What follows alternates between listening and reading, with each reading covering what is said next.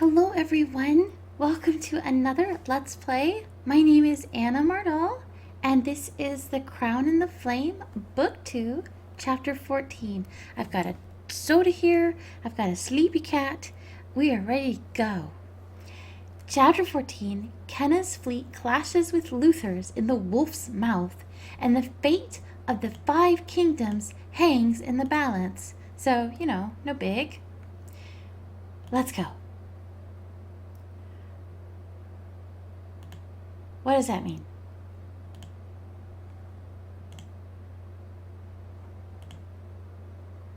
Let's go. Oh, crumbs. Hang on. Okay, after a quick reboot, we're gonna try this again. Yes, we got in. We have defeated the computer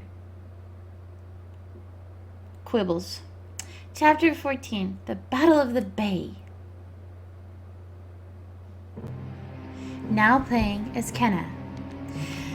Having just spotted King Luther's fleet on the horizon, you and Dom sprint back to the camp. Everyone, arm yourselves and get to the boats. Luther's fleet approaches. You heard the Queen. Move. So I have a very minor question. Why didn't we have ships on the sea? We've got, these tiny little maneuverable things. Why didn't we have scouts out there so they could see him coming from further away, row back, and tell us? That seems like an oversight that all we had was a little spyglass in a tower, but I don't know, maybe, what do I know about seas? I live in the middle of Texas. I don't have an ocean nearby, so I wish I did. I love the ocean. I would like to live by the ocean, but I don't. You hurry down the dock as all around your soldiers snatch up weapons and board the waiting boats. We don't even have people in boats right now? Kailani stands at the stern of Swift behind a team of rowers. You and Dom join Whitlock, Noah, Adder, and Val at the bow. Everyone holding on tight? Ready. Just try not to steer too bumpy while I'm holding this. Don't spoil the surprise, Middleman. Save it for Luther's ship. As for me and my friends. Adder nods, and suddenly several black-clad figures appear, seemingly from nowhere, before fading back into the shadows of the ship. How big is this ship? I got the impression that Swift was like a wee little boat, not like a major pirate galley. Also, I have a lot of questions. I'm very happy that Adder has brought her assassins with her, but I don't feel like the open ocean is really the assassins' natural thriving workplace in which to ply their trade. And even if it was, would you wear black or would you wear, blue or maybe something ship colored like brown? I have a lot of questions. I do like pirate battles on the open ocean. I even wrote one for my Patreon that was I liked that story. It was fun. There were not any assassins in it though. There was a rogue. I'm sorry. We're ready. Creepy trick, Snake Lady. Now let's hurry up and go kill something before I change my mind about this whole dumb water battle idea. Let's get out of here then. Or out there then. Okay, so here's what I want to know. Why don't we send Dom in, a little boat and have him set the ships on fire? Because that's, a big problem with wooden ships and flammable sails. So they'll be dealing with that. The ships will go down and sink, and we can just keep our troops on the shore. Wouldn't that be better? I feel like that would be better. Oh, we have a phoenix. Of course, they could shoot the phoenix, and that would make me upset, so let's not do that. You heard him, sis. Kailani signals to the rowers, and your ships rush out into the open water to meet Luther's fleet. Your ship speed across the bay. On the deck of the closest ship, 3 Navraki soldiers scramble to aim a cannon right at you. I thought they only had... I thought Luther's ships were transport ships that didn't have fighty things like cannons. So, okay, that would sink my Dom plan. Look out! Oh, use the Thorngate longbow that we bought. Taking up Rowan's longbow, you knock an arrow and set your sights on one of the soldiers. I don't think so. You fire your arrow, striking the soldier in the throat. The soldier topples overboard. Before his body even hits the water, you let loose another arrow, then another. Remind me to never bet against you again. Bet against me on what? On anything. So, hey, did you know, I learned this the other day, that if you see a movie with a line of archers and the commander says fire, that's probably historically inaccurate, because they didn't tend to use fire until they were talking about gunpowder and gunmen, not archers. Before the gunpowder became a thing, they probably, I think I read, would say loose, like loose the arrows, you know, for your volleys, you know, let go and, you know, so they wouldn't say fire. So I thought that was interesting. I like little anachronism learnings. Kenna, look! You spot a familiar face on the deck of the closest ship. It's King Luther. Kailani, steer us alongside that ship. Aye, Captain. As you near Luther's ship, Adder retrieves several grappling hooks from the floor of the boat, handing one each to you, Dom, and Val. I love that we just have this tiny little rowboat prow, and yet supposedly there are assassins faded into the shadows of this boat. So I like to think that they're actually laying down on the floor with like their backs to the boat, and we can totally see them, and in fact are having to keep our feet from trotting on them, but everybody's just pretending we don't, to be polite. Adder, you sure you can deliver that surprise I prepared? I'd come aboard myself, but that's not where I'm most effective. Don't worry. We'll make sure it ends up where it needs to be. Kenna, be a dear and keep those brutes occupied for us. I'll have Luther's full attention. Around you, the black-clad figures come to their feet, each holding their own grappling hook. See, they were laying on the floor. All aboard! As one, you throw your hooks. Dozens of them arc through the air, clamping tight to Luther's ship. Finally, some real action. The Navraki soldiers on board cut a few of the ropes, but there are too many. All of you climb hand over hand, pulling yourselves up onto the deck. No way am I missing this. Hey Noah, up and over. You got it. I'll stay down here with Whitlock. Kailani steps into Noah's cupped hands, and he launches her into the air. She lands on the deck beside you, spear at the ready. Let's get him. Let's. Glaring across the ship, you lock eyes with Luther. Luther Navraki. Your face looks like bear dung. No, that would not be appropriate. Queenly thing to say. And we would know, too, because we have a bear, who we did not bring. Your reign of tyranny ends now. Well said, Kenna. Luther sneers at you as a wall of soldiers form in front of him. It appears my foolish son Marco was right. I should have hunted you down when I had the chance. Fortunately, it seems I now have an opportunity to correct that oversight. Kill her. One of Luther's soldiers comes charging forward, swinging her broadsword high. Okay. This is where we pick a weapon, right? No, we don't. Attack. Dodging forward, you slam into the soldier and knock her off balance.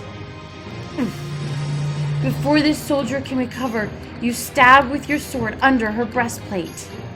You'll have to do better than that, Luther. Out of the corner of your eye, you spot Adder leading her assassins down a hatch that leads below deck. We need to keep Luther and his soldiers busy just a little longer. I could stand here beating down your lackeys all night, Luther. She's not lying. Kenna's kind of relentless that way. Probably wouldn't even break a sweat. Oh, let's test that theory then. Attack, all of you. The rest of Luther's guards surge forward. Okay. You swing your hammer, caving in the front of a soldier's breastplate. Rawr! More soldiers fall before you, their armor crumbling under the force of your blows. Yes. Yes! Really? Who else wants a taste of my hammer? Save a few soldiers for me, why don't you? Hells, I missed fighting with you in real life. What do you mean, in real? Explosion! The deck shudders beneath your feet. What was that? Soldiers and crewmen from all over the ship scurry onto the deck. The rest of your friends rush back towards Swift. You take a step toward Luther, raising your weapon. Luther, it's time for the realm's peace. You're responsible for the deaths of thousands of innocent lives. Your blood will flow for them today. You have a funny way of bringing peace. Nowhere is safe for you, Luther. Not while I'm alive. Then I'll just have to end you, won't I? Luther draws his longsword from its sheath, then stalks towards you. At last. Just as you're about to meet, the boat keels violently, causing you both to stumble. Ah! Luther falls down to one knee just a few yards ahead, almost in striking distance, but the boat is now listing at an impossible angle.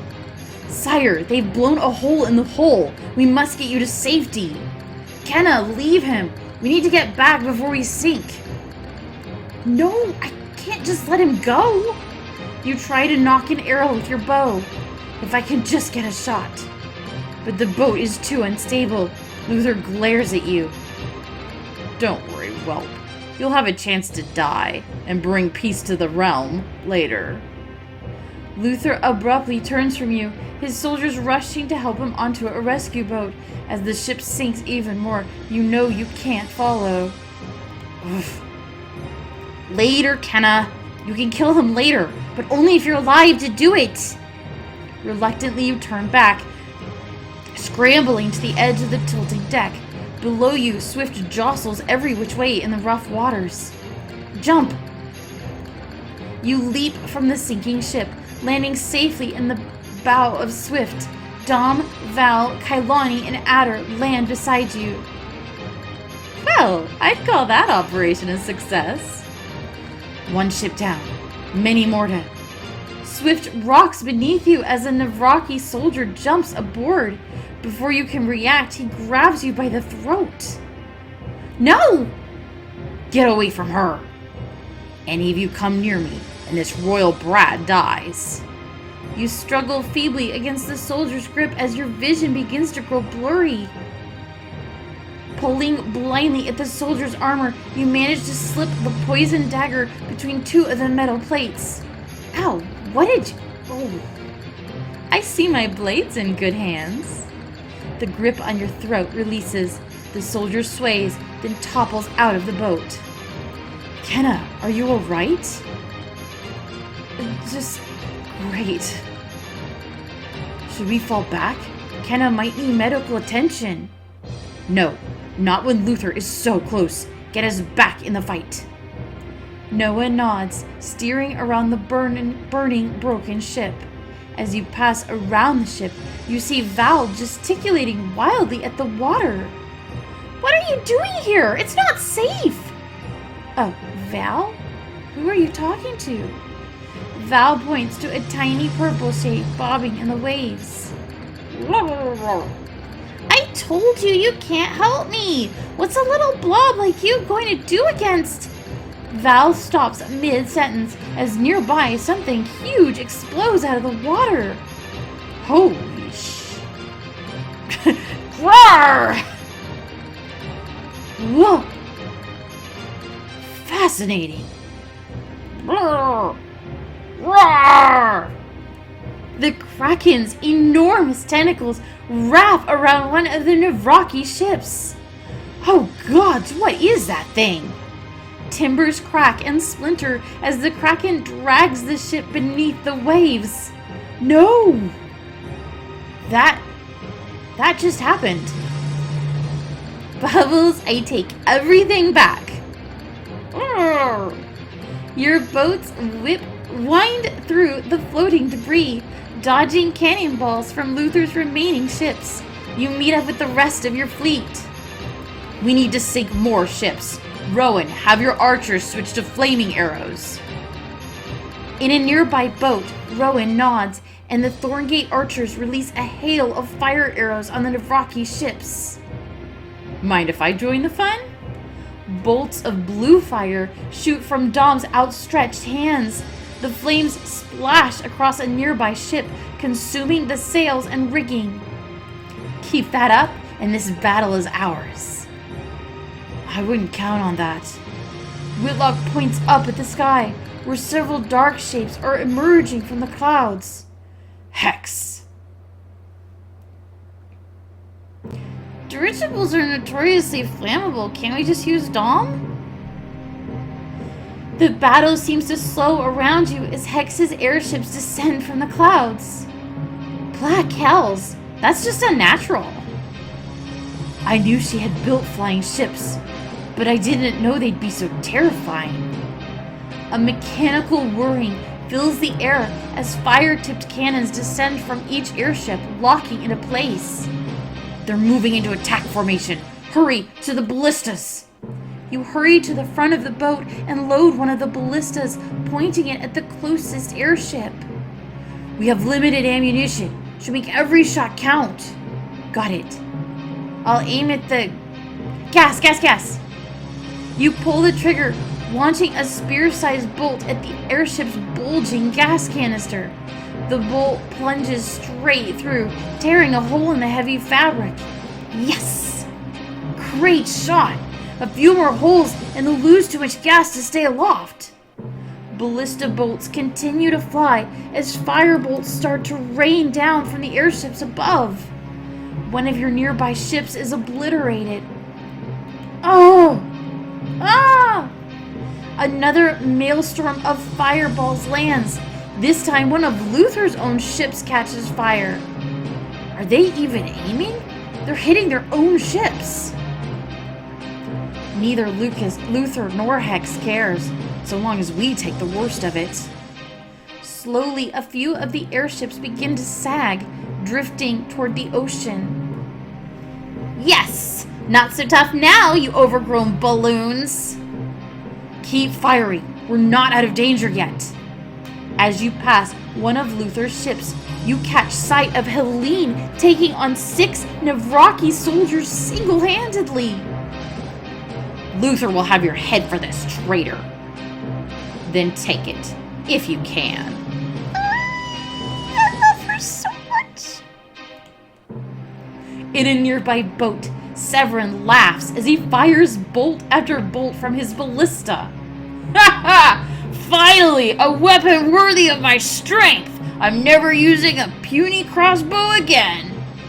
You fire at an airship directly overhead, your bolts creating tiny tears in the gas canister. Come on! Die, you stupid thing! Kenna, get back! You throw yourself backwards just in time to avoid a huge fireball that incinerates your ballista. Rowan remained your loyal ally because we didn't take over her country. And we didn't ruin her trees forever. And, well, we did take all of her troops, but I still think that was the right decision. Phew, that was close. Thanks for the warning, Ro. 2 more fireballs come down in quick succession, destroying Rowan's boat. No! No! Rowan! Don't you dare! Amidst the flaming wreckage, you spot Rowan clinging to a piece of flotsam, blood running down her face. Kailani, get us over there! Kailani begins to obey, but is forced to steer in the opposite direction to avoid another fireball. Hells, I can't get to her. Kailani has to veer again, getting further away from Rowan. Rowan rests her head on her hands, her shoulders shaking. You suddenly realize that she's laughing. Funny. Never thought I'd die defending a foreign queen. But then, when Zenobia tried to turn me against you. When Zenobia what? She came to me in Lycos, made me an offer.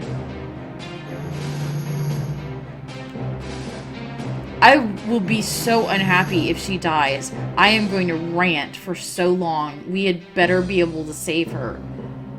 Tell me everything. Aren't we, like, shouting this story over open water, like, many, many feet from each other? The day after Kenna's successful mission to the masquerade ball, you sit alone in a local tap room, staring at a half-empty mug of ale. Someone slides into the seat across from you. Hold on, I gotta take a drink.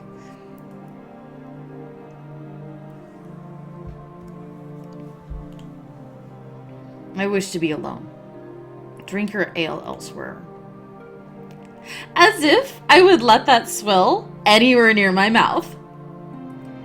Your head snaps up to see a woman sitting before you.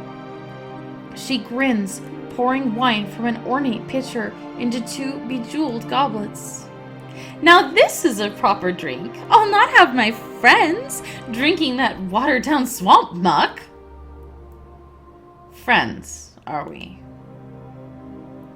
I hope we will be soon.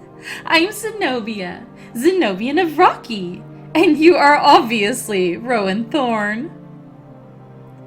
Rowan Thorn. Never heard of her. Don't insult me. You're 6 feet tall and have thorns tattooed on your damn face. You're distinctive. Not to mention, pathetic. You should be ruling Thorngate, not following Kenna Reese around like a puppy. I do rule Thorngate. Zenobia waves her hand dismissively.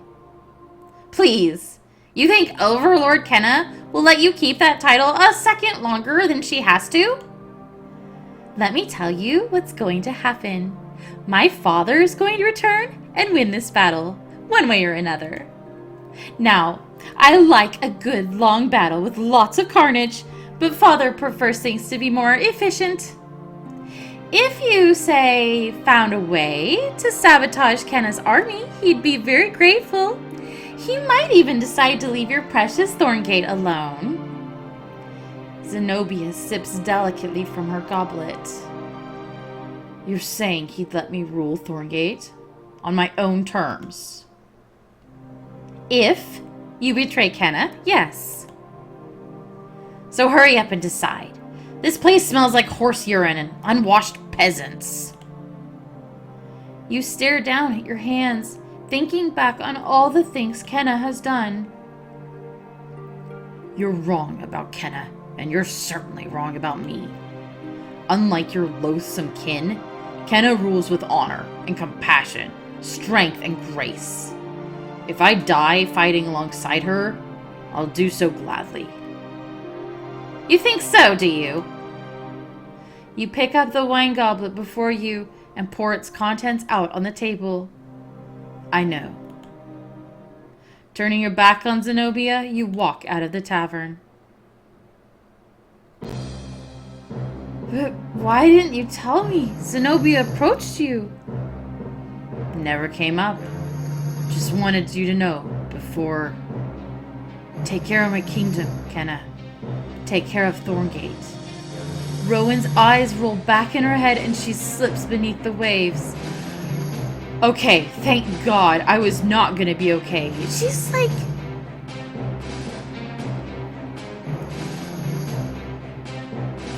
I'm frustrated with, I mean, not to get all social justice-y on you, but I will because that's who I am, but she's the only black woman in the cast that I can think of. She's only the only other black person at all is Leon. She's had probably the least amount of character development and backstory with us. Everyone else has had like a diamond backstory. We get to see, we got to see how Whitlock lost his hands. We got to go on a secret mission with Val. We've had very little of Rowan, and most of our options have been about bullying her or not, which I don't really like. So if she had died here so we could get her kingdom and sidestep all the antagonism for the ending, I would be very pissed off. So this had better work. I won't let you die. Throwing your weapons aside, you dive headfirst into the freezing water. I got to move fast. Where is she? You swim down through the cold, black deep, your hands searching blindly. Finally, you manage to grab hold of her wrist. You kick your way to the surface, and Dom and Adder help you bundle Rowan's stiff form into the boat. Is she? I feel a pulse. She's freezing. Dom lays his hands on Rowan's chest, closing his eyes. Waves of gentle heat begin radiating off him. Rowan gasps. What? How did I... Relax. You're in good hands. You're going to be fine. Rowan looks at your dripping clothes. She reaches out one hand. One shaking hand, gripping your arm tightly. Thank you, my friend. Good, that was good. Anytime. All around you, fireballs continue to rain down from the airships. The ballistas! We have to aim them at the... Kenna, all the ballistas have been destroyed. Then it is all over. Hells, we're doomed, aren't we? This can't be the end! There has to be something we can do! You examine the ruined ballista at the front of your boat, looking for any way to salvage it. Uh-oh. An airship looms directly overhead. A fireball blooms at the end of its main cannon, growing larger and larger, coming directly at you. Dom, do the sucky thing! No! Kenna! No, but... Dang it! But Dom can take fire into himself. Remember, he sucked all the fire out of the castle at Thorngate. So do that! You met Luther's ships in battle on the ocean. You took down several airships using Whitlock's ballistas. Kalani and Noah showed off one of their signature moves in battle. What other tricks do they have in store? I'm not really invested in either of them, but I guess so. Bubbles returned and he brought along his mama. Now you've seen the damage a fully grown kraken can do. You struck down the enemies from afar with the Thorngate longbow. You sent foes flying with the wave hammer. You got out of a tight spot using Adder's fang. You played as Rowan and saw what happened in a secret meeting with Zenobia. You saved Rowan from a sinking boat. She remains one of your truest allies. Overall progress, well done. Everyone's alive and recruited. 46, 28, 15, 45, blah, blah, blah. Yes, okay. Oh, that was a satisfying chapter. Well, not really, because the tactics are kind of, I don't understand. But, I'm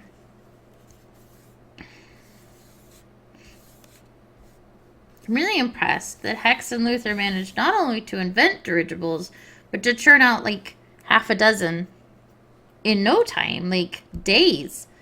So that was surprising. Okay, so that was chapter. Yes, we're good, good, good. That was chapter 14 of Crown and the Flame, book 2. We've got 2 more. We've got 15, and we've got 16. 15 and 16 to go.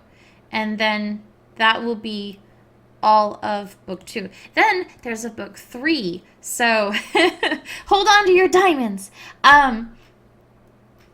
I've updated my donation page. There's a link in the video description. That's the word I'm looking for. I've updated my donation page because someone asked me to. I've got ways to donate. You can buy my books. And if you do and you like them, if you leave a review, that really helps me on like Amazon or Goodreads. You can subscribe to my Patreon, which is my favorite way to donate to me because you get to read stuff. Like I write stories and everything, and I like that. I can send stories to people, and it's nice. There's a couple of PayPal options. One is just, put in whatever number you want. One is a monthly donation where you can pick different monthly donations. There's choices for different people.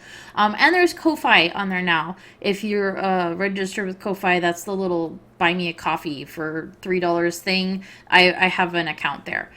So there's a variety of options for different people because I know not everybody uses PayPal. Not everyone can use PayPal. So there's different stuff there. So that's just if you want to donate, and if you don't, then that's fine too. This is not meant to be some kind of guilt trip. It's just some people have messaged me on various platforms saying, how can we donate? And so I set that up. But if you can't, that's fine too. I don't want anyone donating that if they can't afford or even just don't want to. Don't do that. That's we're good. Everything's fine. The kitties are not starving, are you? No, you are not starving. Once again, my name is Anna Mardal. If you're watching these this far, like, way to go. I can't even count how many hours we've racked up total on these, but it's a lot of hours. It's got to be at least 7 or 8. So, like, you deserve a badge or a medal for marathoning these. Thank you for coming along with me. Stop kicking the microphone. Thank you for coming along with me, and I'll see you in the next video. My name is Anna Mardal. Bye-bye.